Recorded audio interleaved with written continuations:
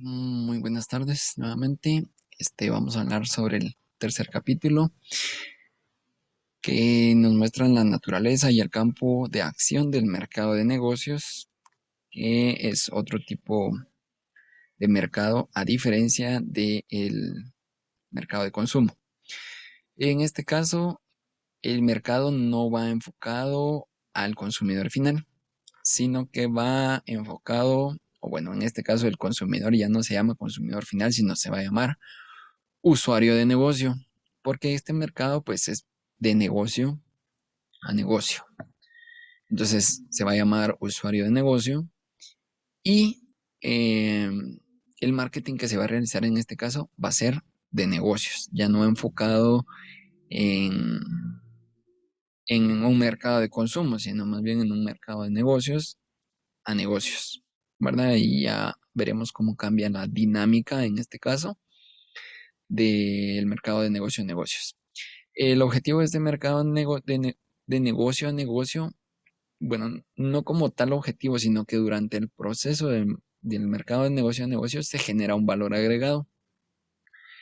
Eh, Esto es como lo podemos explicar. Aquí entre los propósitos lo podríamos explicar que es producir otros bienes y servicios a partir de los bienes que se obtienen de otra empresa. Entonces, por ejemplo, en el caso de la agricultura, pues podemos obtener ciertas materias primas, en el caso de fertilizantes, que nos van a ayudar a generar otros bienes, que en este caso van a ser eh, frutas, por ejemplo, granos, etcétera. Entonces, se van a generar otros bienes que le van a agregar valor a estos otros productos. Eh, Revender a negocios también es otra. En el caso del mercado agrícola es bastante común ver a las distribuidoras de agroquímicos que las grandes empresas tienen la dificultad, como lo veíamos anteriormente, por ubicación, llegar a algunos mercados. Algunos, algunas empresas grandes consumidoras eh, estamos hablando de ingenios, fincas grandes productoras de alimentos, pues probablemente hagan negocios directos con, con las otras empresas productoras de agroquímicos.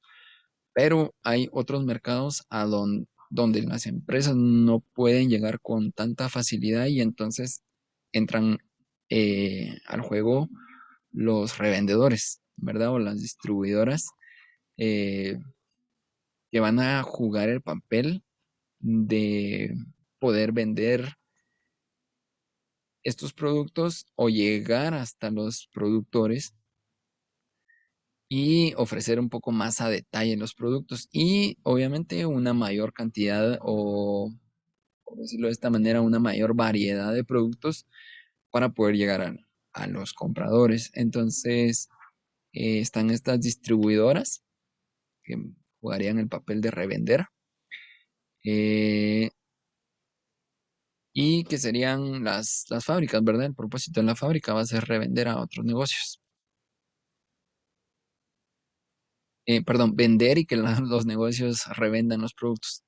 Y para las operaciones de organización, eh, hay algunas empresas que pueden vender equipo, útiles de oficina, que obviamente no son para un consumidor final, sino que se les debe catalogar como de negocio a negocio, porque estos productos van a jugar parte en las operaciones para la producción de otros productos, aunque no directamente, sí lo van a hacer de forma indirecta.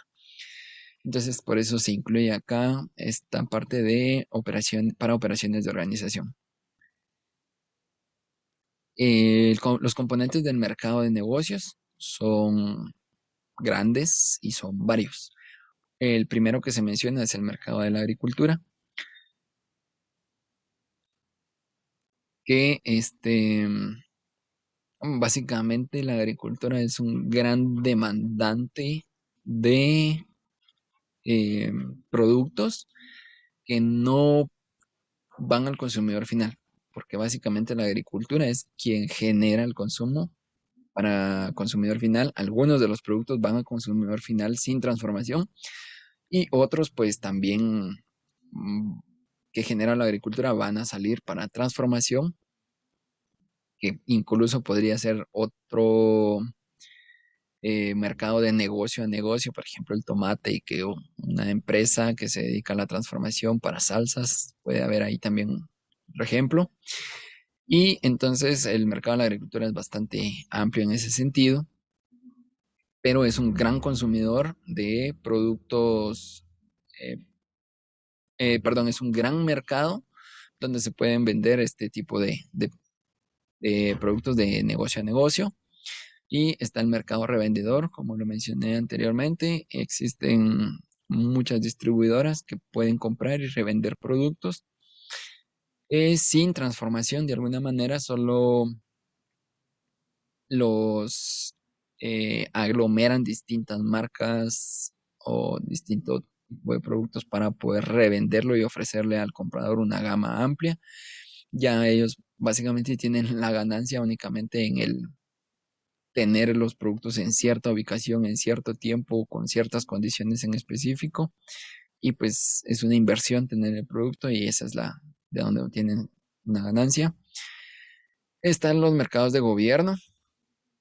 En este sentido, hay empresas que proveen al gobierno. En el caso de Guatemala, pues se hace mediante eh, Guatecompras, donde todos postulan sus productos para someterse a una revisión o comparación. Y básicamente el gobierno es quien elige con quién adquirir los productos.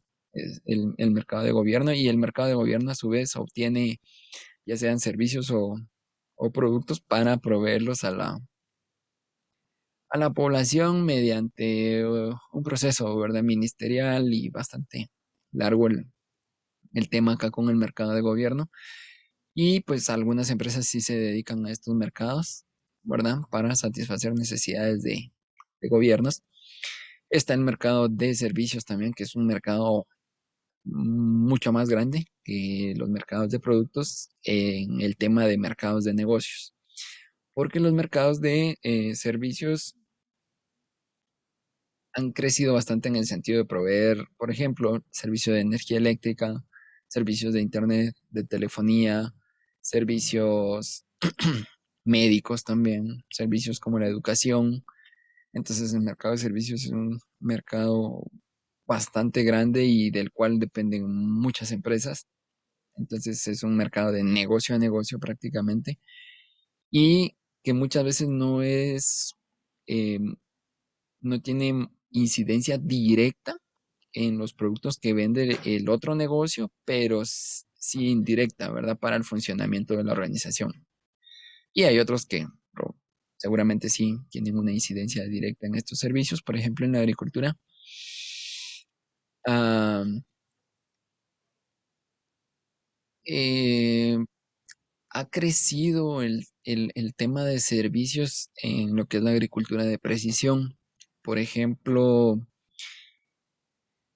eh, hay empresas que prestan servicios para hacer mapeo de las áreas de cultivos, porque tal vez para la empresa es muy caro obtener el equipo para realizar ese mapeo. Entonces hay empresas que prestan ese servicio.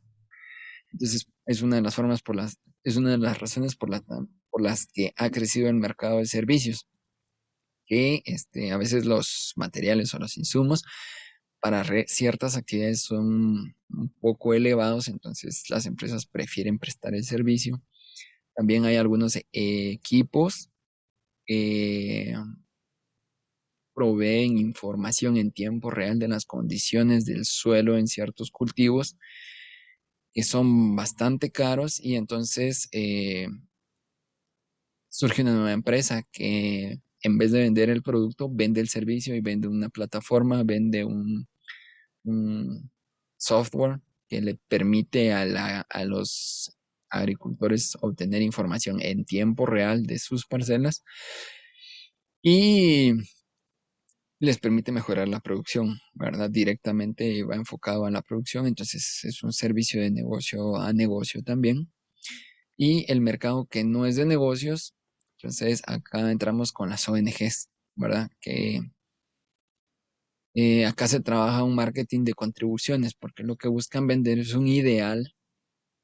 Y al final sí funciona como un mercado porque venden ideas, venden satisfacción en las personas que pueden contribuir con los objetivos de la ONG, con el ideal de la ONG, que en este caso algunas buscan, son de carácter social y buscan ayudar a las personas, pero no pueden funcionar a la ligera, sino que deben de funcionar bajo un sistema de marketing para poder trabajar, porque obviamente una ONG tiene trabajadores, tiene obligaciones que debe de cubrir con recursos, aunque su objetivo no es generar ganancias, ¿verdad? O no son lucrativas, no tienen ánimo de lucro, entonces es por eso que venden ideales para obtener contribuciones o donaciones.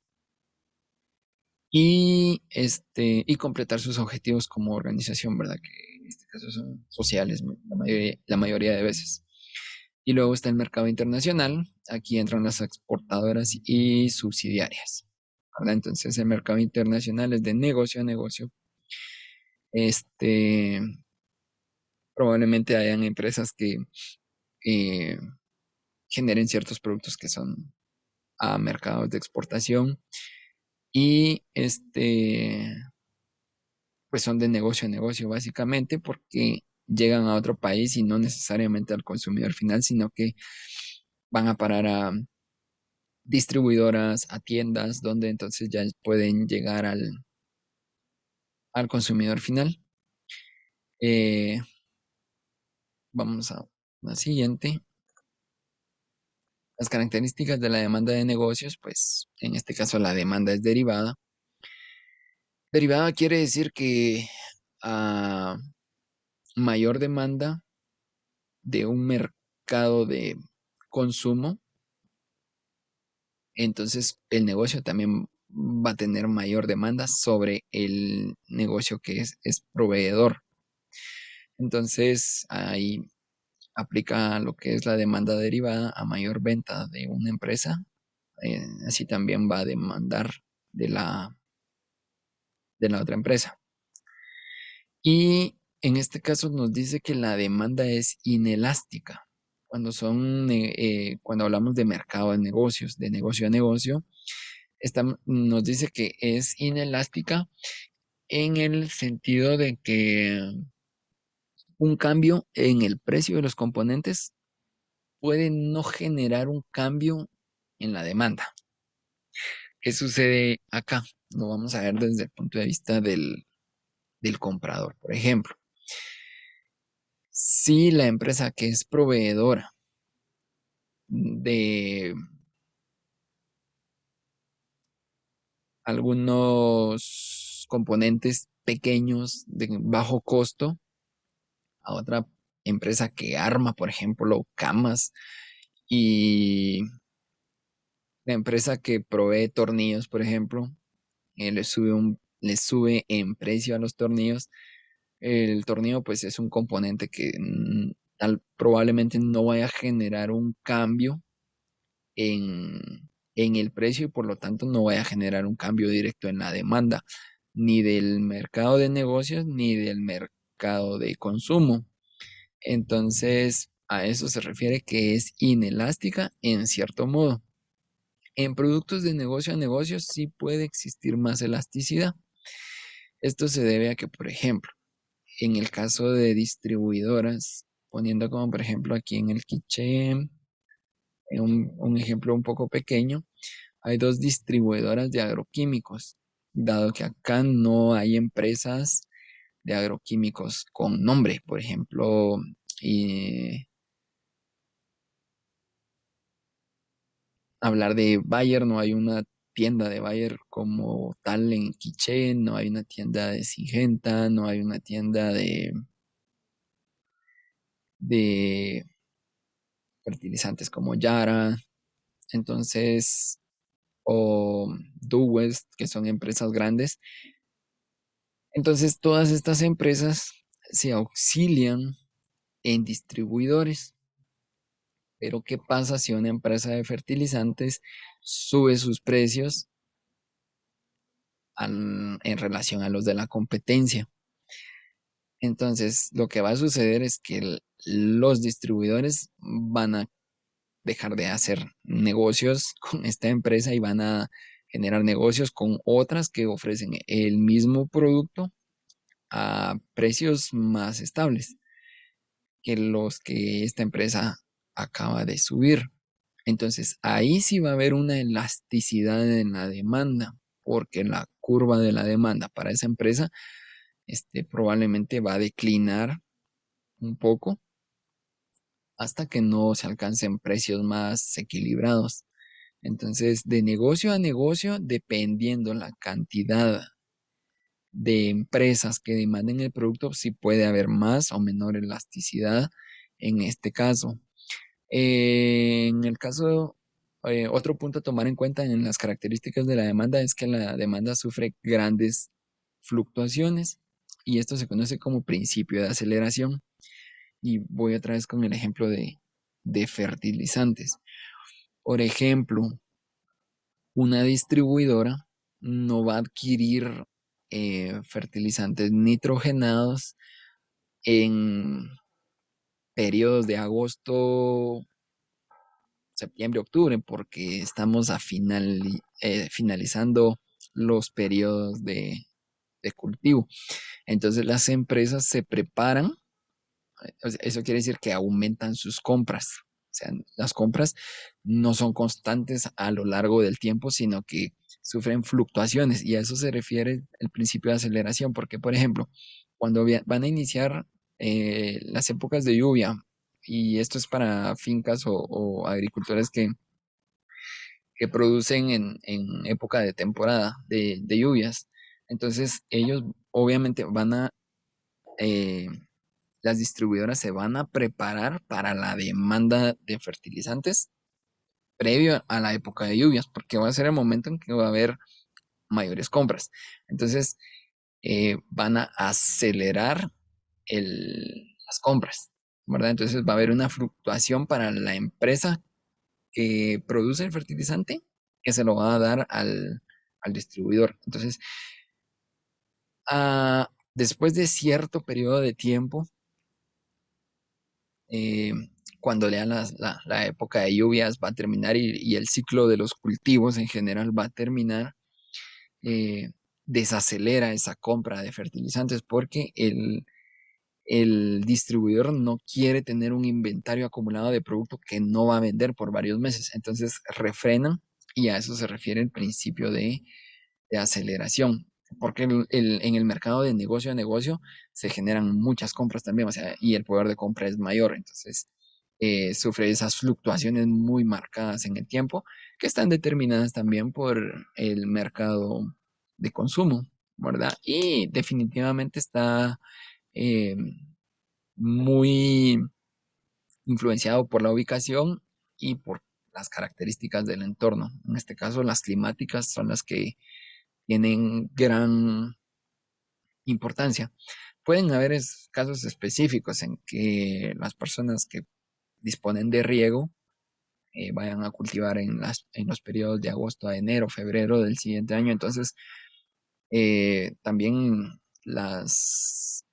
eh, mediante un análisis de mercado, la distribuidora puede conocer en qué fechas y qué regiones van a requerir de cierto producto para poder mantener una demanda de producto, aunque ya no tan grande porque ya va a estar desacelerada, pero sí pueden hacer ese análisis, ¿verdad? Y seguir promocionando los productos también durante todo el tiempo para tener ese acercamiento con los productores para el siguiente año, ¿verdad? Y con los que están con ese pequeño grupo que posee las condiciones de riego para poder seguir trabajando en la época seca.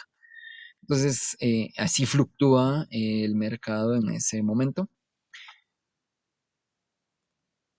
Factores que determinan el mercado de negocios.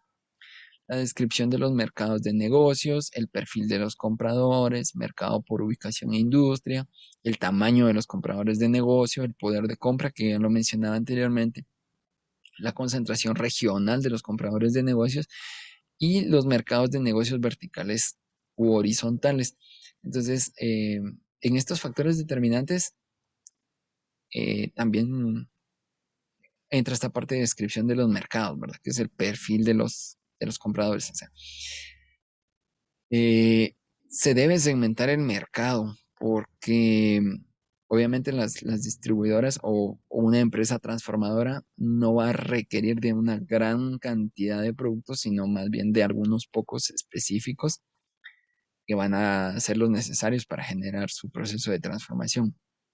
Y igualmente el mercado o el negocio proveedor, este, no se puede enfocar a demasiadas empresas transformadoras porque, bueno, le va a causar dificultad en proveer a tantos y mantener la competencia, mantener el proceso de producción viable. Entonces se van a enfocar en un cierto grupo de mercado.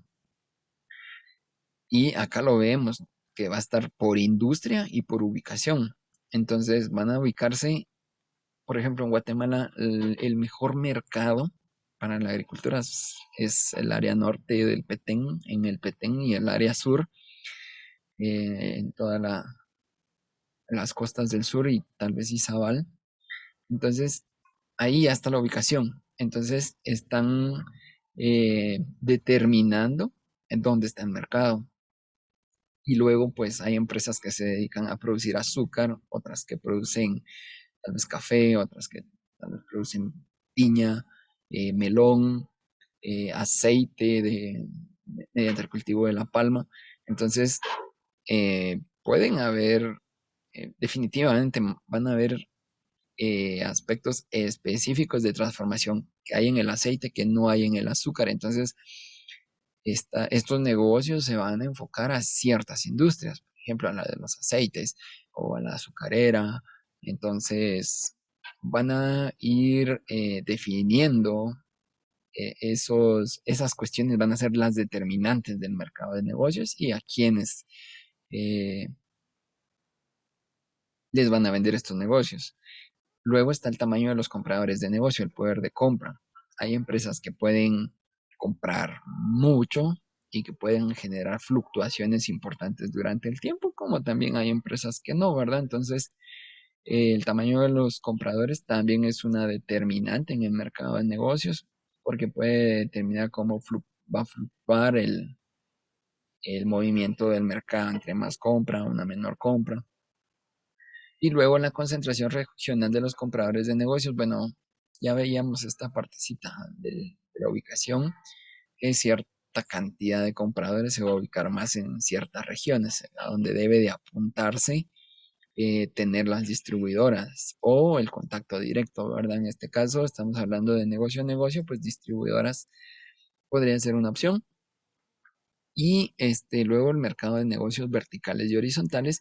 En este caso, el negocio vertical se refiere a que, por ejemplo, hay alguna empresa eh, que necesita de cierto artículo, cierto componente que genera otra empresa muy específicamente para ellos. En este caso, estaríamos hablando de, puede ser un servicio también específico, muy diferenciado. Eh, Pueden ser vehículos de gama alta que necesitan cierto componente muy específico, como también puede ser algún tipo de computadora o teléfono que tenga algún componente muy específico que solo otra empresa produce. Entonces ahí hay un negocio vertical, porque este requiere lo que requiere este negocio requiere lo que tiene esta empresa o lo que produce esta empresa y tal vez no lo necesita ninguna otra empresa. Entonces el negocio es muy vertical. En cambio, por ejemplo, en mercados horizontales, los productores de aceite, de lubricantes, por ejemplo, para vehículos, un tipo de aceite me sirve para diferentes tipos de carro, diferentes modelos de carros, motocicletas, eh, motores, plantas que funcionan a gasolina. Entonces, eh, probablemente esté generando un aceite con características para un vehículo en específico o que puede demandar una empresa, pero que pueden funcionar para otros tipos de empresas o para otras marcas de vehículos. Entonces ahí hay un poco más de mercado horizontal. Y finalmente el comportamiento de compra de los negocios, que también ahí, al igual que en el comportamiento de compra de consumo, también hay un comportamiento en los negocios. Que también hay un reconocimiento de necesidad, sí, porque la empresa va a necesitar de un producto en específico. Obviamente va a identificar qué alternativas hay en el mercado, las va a evaluar por costos y por utilidad, por eficiencia, por calidad, y las decisiones de compra y otras decisiones eh, afines. Y finalmente un comportamiento de post-compra que van a ser para el negocio si este, al final lo que ha comprado para su proceso de transformación o de distribución únicamente ha tenido un impacto en el mercado de consumo. Entonces ahí va a poder contemplar también ese comportamiento de post-compra y entran varias características, varios componentes que intervienen en este proceso de decisión, como son, por ejemplo, este, las relaciones entre los tipos de decisión. Por ejemplo, cuando es una tarea nueva o un equipo nuevo que nunca se ha probado, por ejemplo, entonces eh, entra cierto tipo de, de decisión. No es igual que en una recompra directa, que el negocio pues ya ha probado cierto tipo de producto y fácil y sencillamente vuelve a pedir el mismo. O una recompra modificada, que también es más fácil porque de repente va a comprar el mismo artículo, pero ahora con una nueva característica que va a generar, que es demandada en el mercado, por ejemplo. Entonces, eso va a influir en el tipo en los tipos de decisión y en la decisión de compra.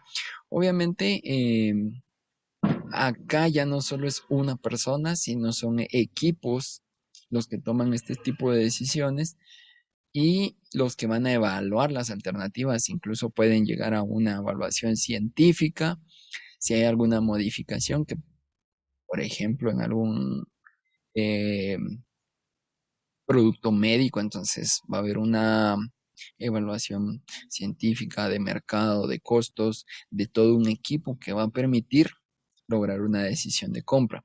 También pueden haber motivos de compra de la organización y personales.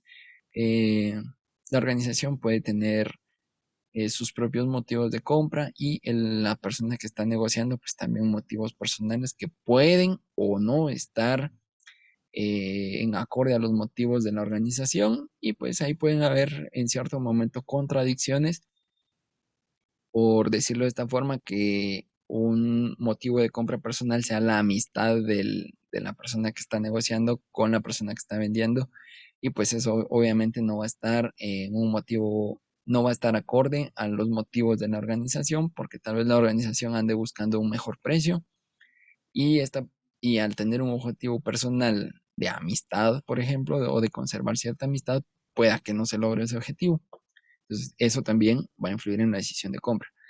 Los centros de compra, usuarios, gente que influye, personas que deciden, inspectores de flujo y compradores. Todos estos van a tener una decisión, van a generar un proceso de decisión de compra importante. Desde los usuarios del producto, personas que puedan influir, los directivos de la empresa, los inspectores del flujo, los que evalúan, ¿verdad?, cómo está el mercado, y los compradores, que son a quien va a ir el producto finalmente. Entonces, esto también lo conforma un equipo completo que van a tomar decisiones sobre estos aspectos. Y los procedimientos de compra, bueno, vamos a tomar este antes, que dice relación entre compra y vendedor, que nos menciona, que nos muestra la relación entre comprador eh, y vendedor, ¿verdad? De la cadena de aprovisiamiento y de lealtad. Puede ser que ya haya una cierta relación entre los compradores, ya haya un aspecto de lealtad entre ellos que facilite el proceso de compra, entonces va a ser una decisión de compra más rápida o de cadena de aprovisiamiento que también va a definir, ¿verdad? De qué manera puede evolucionar la decisión de compra y evaluar entre uno u otro negocio, proveedor. Y finalmente los procedimientos de compra, que pueden ser directos, incluso pueden ser de una sola vez, o sea, de poca frecuencia. También pueden haber procedimientos de compra que sean frecuentemente realizados por tamaño de pedido. Esto aquí puede ser que sean cosas muy pequeñas, muy básicas, desde equipo de oficina, que no requiere de mayor equipo, sino solo de una decisión de compra y tal vez sea una recompra directa, eh, hasta un tamaño de pedido muy grande, donde entra todo un equipo de análisis a evaluar. En este caso estarían evaluando acá un equipo completo y para tomar una decisión de compra.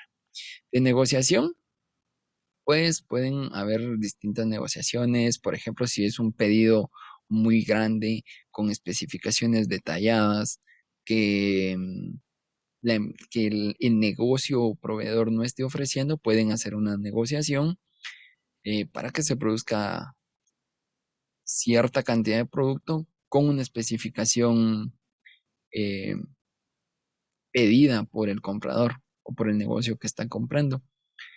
Puede ser en una computadora que exijan un componente específico y pues entonces ya pueden negociar que se va a realizar cierto tipo de componente en específico para cierto equipo.